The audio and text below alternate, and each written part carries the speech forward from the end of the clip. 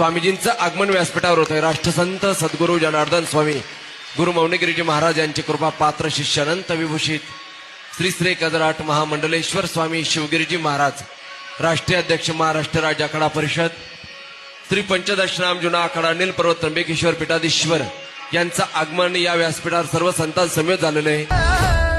टाळ मृदुंगावरी ठेका धरुनी नाचतो माझा पांडुरंग.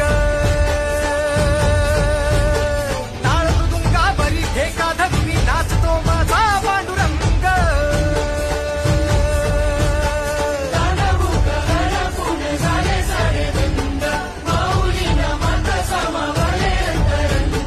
नाही दिशा माऊली माऊली गजर झाला हो. टाळ मृदुंगावरी ठेका धरुनी नाचतो माझा